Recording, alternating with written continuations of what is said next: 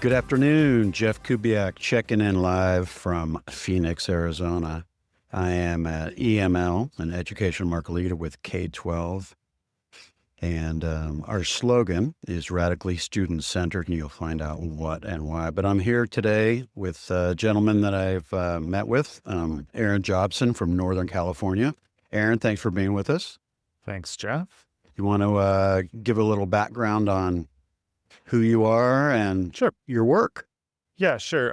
So my name's Aaron Jobson, as you mentioned. I'm a principal at Quattrochi Architects, and we're an architectural firm in Northern California and Santa Rosa and Oakland in the kind of greater Bay Area, and focusing on almost exclusively on K-12 school design. So I've been doing that for 23 or so years now, and really enjoy the impactful nature of what we do in designing educational spaces. I'm also one of the instructors for the A4LE Advanced Academy as well, among a few other things. So excited to be here to talk to you today about educational design. Yeah, I think having come from the education world myself, I appreciate the work you do, especially being in Northern California myself. And maybe you could bring up one of your favorite projects. It could focus around radically student-centered, or maybe something kind of near and dear to your heart that you Sure. could share. Yeah, I think one of the projects that I worked on that was pretty interesting and innovative in a bunch of different ways, ironically, is called the Milpitas Innovation Campus. And so that's a facility that's in Milpitas, California, which is kind of right on the edge of Silicon Valley. A really visionary superintendent there, Cheryl Jordan, and her board, wanting to take a different look at how they look at career technical education, and really wanting to bridge the gap in their community between employers and people. And there's a lot of people who live in Milpitas and work elsewhere, and live elsewhere and work in Milpitas, and wanted to kind of close that loop and provide more direct connection between what businesses in that community need and the educational system, kind of all the way through adult. And so over a few years, we worked together to transform what had been a closed high school that served as kind of a hodgepodge of different facilities for Milpitas, their district office, their continuing education, or their kind of alternative high school, their facilities department. It was also like the back half of it is now a city sports complex, all the what used to be the high school athletic facilities. And really wanting to think about how do they transform and have better facilities for those programs, but also how can they use that to support and expand career technical education at their high school as well, and accommodate some overcrowding at the high school campus as well. So what we ended up designing is a series of 6 buildings that actually use a pre-engineered, prefabricated building system that we developed with a contractor and structural engineer partner, and try to provide really flexible, multi-purpose spaces that can support. I think there's 7 or 8 different programs that run on that campus at different times of day and throughout the year, including programs that bring businesses in to do continuing education for their teams, but also workforce development in partnership with other educational institutions too. So a lot of that was, some of that was creating these really flexible STEAM labs that have, spaces for inquiry and development and fabrication, for project storage, for things like that, but do that in a way that really can allow those programs to evolve over time. We went into it not knowing what exactly the programs they were going to have there, and what those were going to look like, and what the needs were, but needing to just remain really flexible. We also were designing this primarily over COVID. So it was, kind of extra challenging, and the district has kind of had a lot to deal with.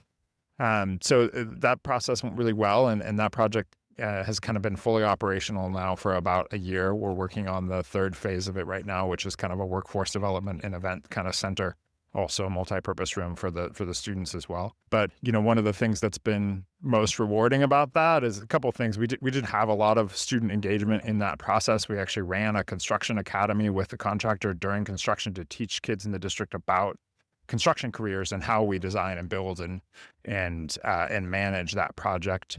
But we engage with students a lot in the design process as well. There was a whole kind of mentorship program that was part of that too, that a few of the students participated in during design. But then really just thinking about how to make those spaces really flexible. Towards the end of the process, they brought on a new educational partner with one of the local community colleges, and we had a meeting to try to figure out what do they need to run their programs. And it was great that at the end of that, we were essentially able to say, the labs we have already fit those needs. You can do all that there already, even though we had no idea that was the program that was going to start there. So was this kind of an organic growth from the district and your partnerships, or did they have some kind of vision beforehand? It was definitely it was definitely the district's vision for these educational programs. And our role in that as architects is to help figure out how we can design facilities to fit that.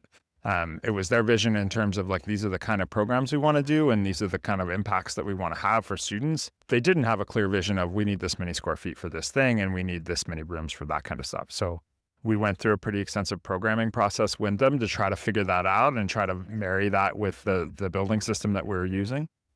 So that's kind of where our creativity came into that equation, I think, is really figuring out, and a lot of that is we knew we didn't have enough money or enough space to just do one of everything everyone wanted. We had to figure out, how can we build this thing that can do three things and provide some, opportunities and flexibility for that, and bring some suggestions too. And we've worked on a lot of pretty wide variety of career technical education facilities in high schools across the Bay Area. So we're able to kind of bring some examples of that and kind of say, hey, you talked about wanting to be able to do different digital media things. Have you thought about doing a recording studio as part of this that would, you don't have a digital arts program, but that would allow self-directed kind of student activity. One of the things they really wanted to do is create opportunities to expose kids to different different career paths and things like that, and then give them the space to explore those on their own terms too.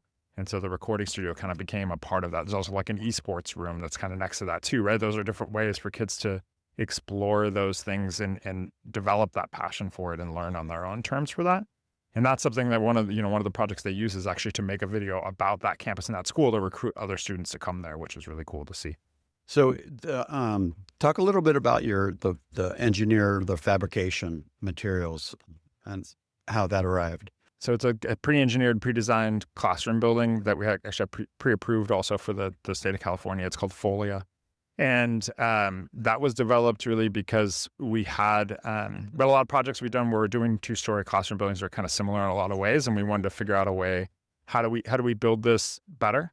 How can we make it quicker and easier to build, but have the same or higher level of quality? So we deliver more value with the same thing. And so that's something we actually worked on over probably about a 10-year period.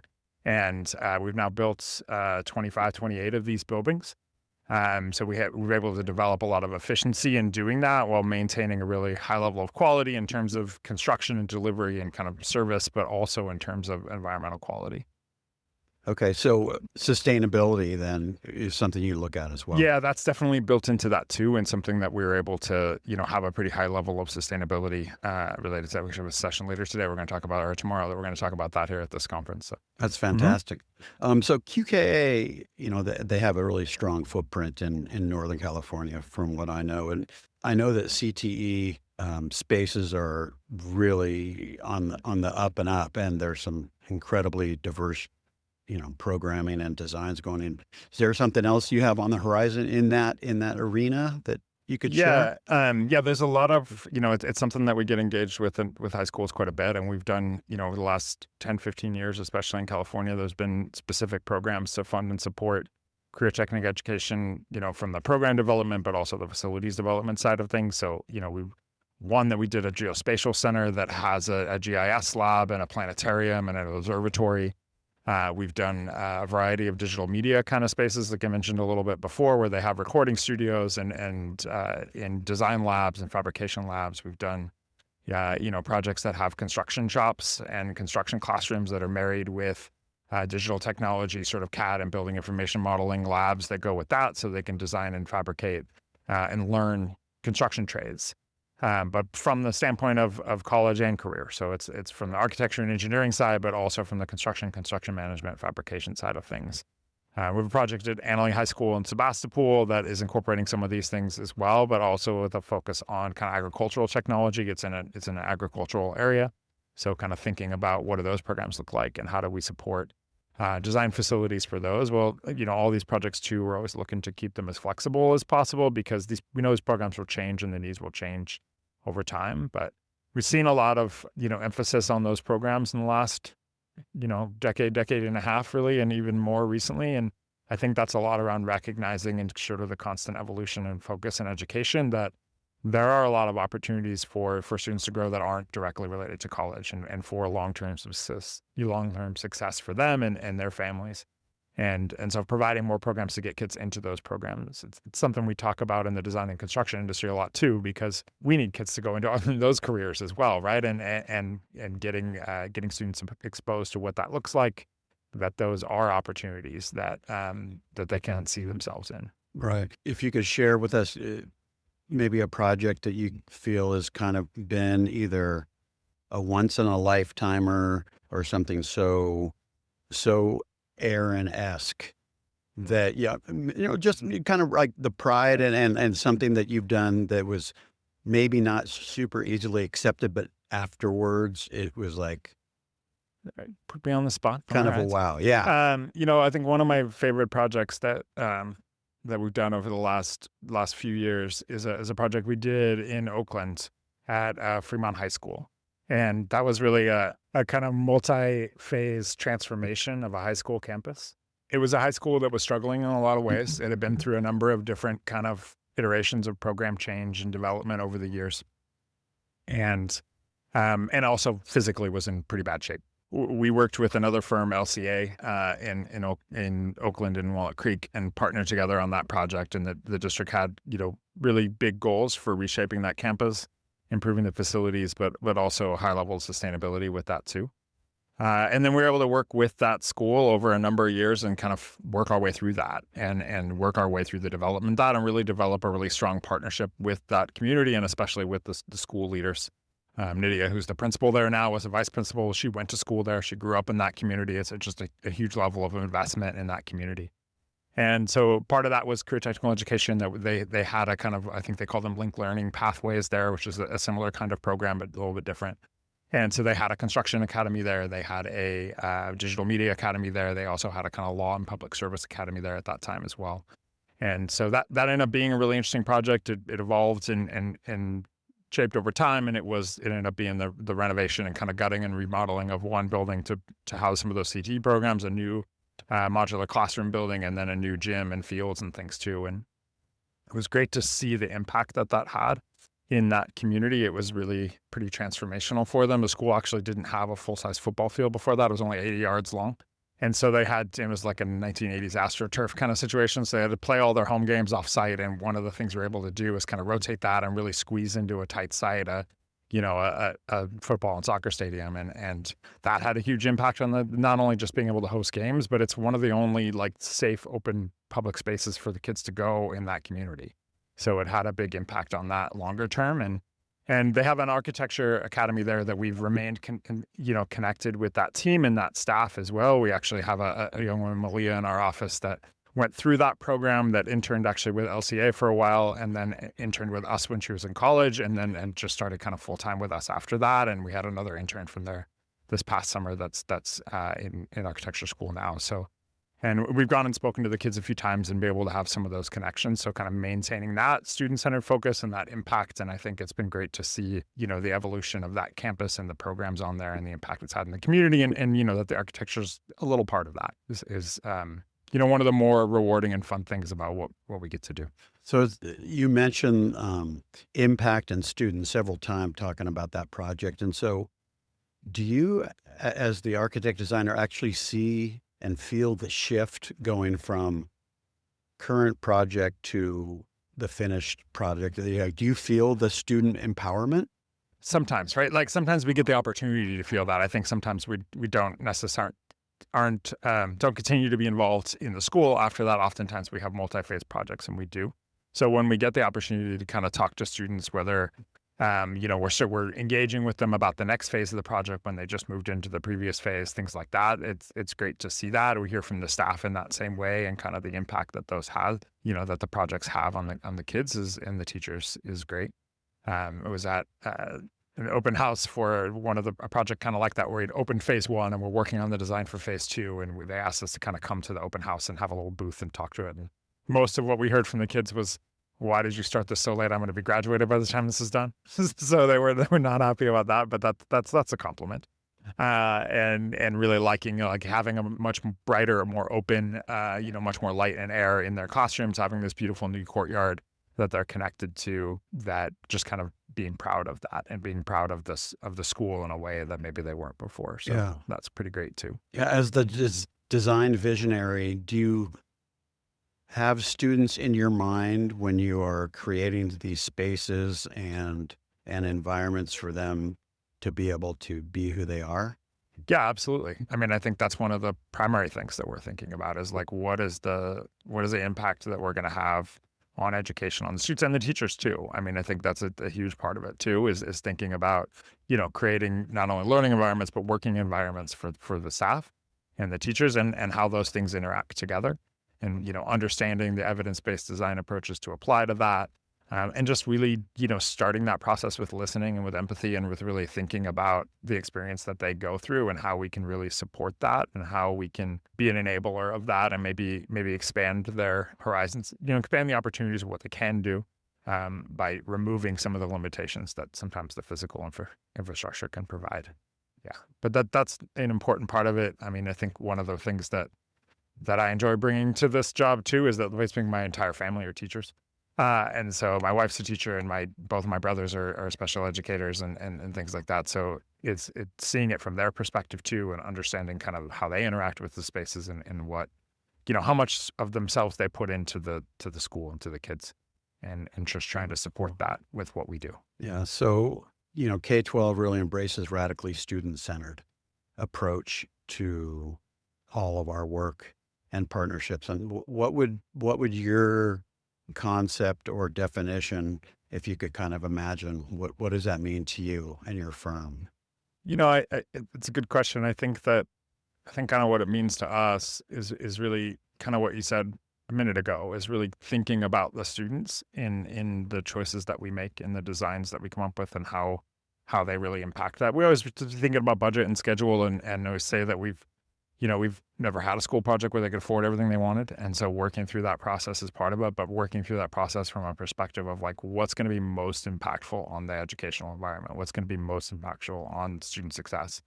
And really kind of trying to think about every decision as much as we can from that framework, I think is a big part of that. And I think, in addition to that, really trying to find as many opportunities as we can to engage students in the process.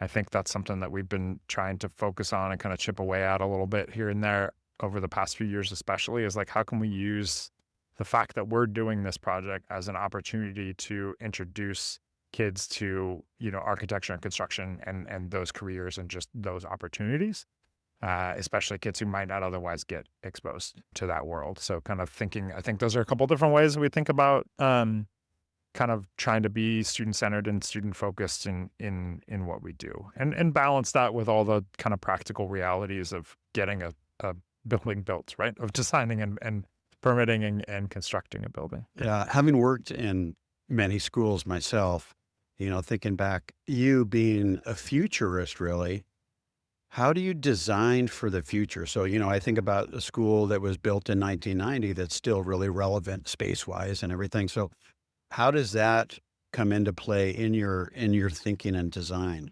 I kind of tried to think about that problem with kind of three different strategies. I don't think there's such a thing as being sort of future proof. Like, you hear that sometimes, and I feel like that's the wrong attitude. It's like, you can't prevent the future, you just want to be able to adapt to it.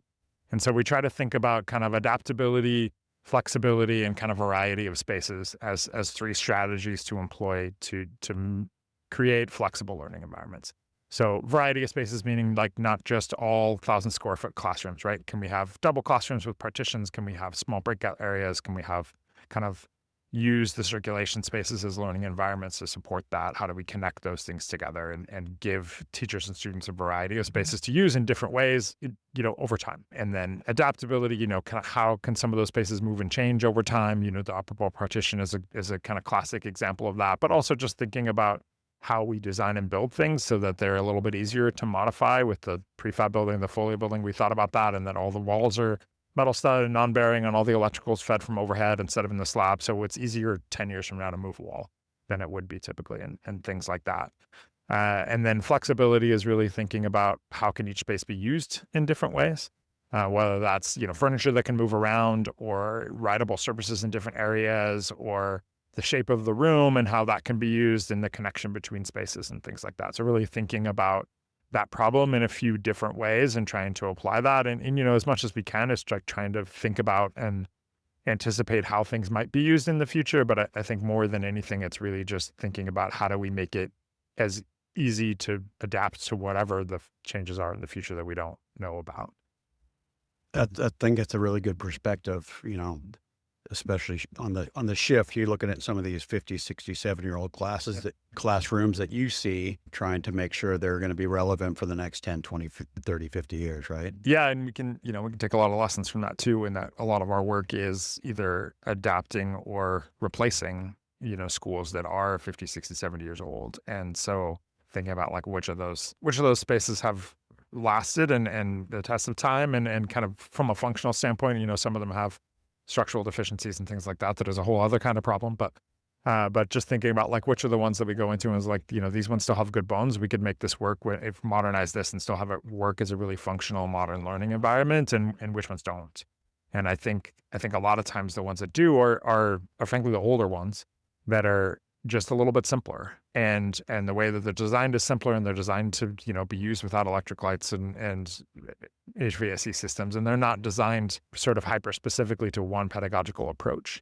And the ones that I think are the most difficult are the ones we've all familiar with, the sort of octagon classrooms and the things that were set up for a very specific pedagogical approach, and there were flaws in both architecturally and pedagogically with that, and then they become really difficult and inflexible to adapt to other kinds of learning approaches. Yeah, fantastic. Aaron, any parting words, any thoughts, wisdom? There's one thing that we talked about a little bit kind of offline before that I think relates a little bit to the radically student-centered thing, and kind of one of your questions about engaging students and really understanding the impact. And one of the things that I think has always been a desire and a challenge for us and for a lot of architecture firms is to have more post-occupancy evaluation, right? And get more feedback on how our designs are working and what that impact is and what we can improve for next time. But the industry's not really set up for that. There's not really a structure for us to be able to have the bandwidth to be able to do that. But at the same time, like, to me, that also sounds like a fantastic project-based learning opportunity as well, to have a student focus and a student-centered, student-led kind of, but structured post-occupancy evaluation that can involve surveys and involve, writing and narrative and storytelling, but also involve science and data collection and data analysis and things like that. And that's way beyond my capability to figure out how to do all that and put all that into a curriculum that's aligned with standards and all that kind of things. But I feel like it might be possible. And it's something that, I'd love to see happen and be able to help with in some way. So I'll just kind of put that out there in the universe as an idea, as I've done a few times before. But I think there's some real opportunity to that. And I think it would also have the benefit of real world project-based learning, but also engaging students in kind of what we do and open their eyes to the design and construction industry and how that can be part of their future too. Right. All right. Well, Aaron Jobson, QKA principal, we appreciate having you on the podcast, and thanks for your insight. Thanks, Jeff. Appreciate the conversation.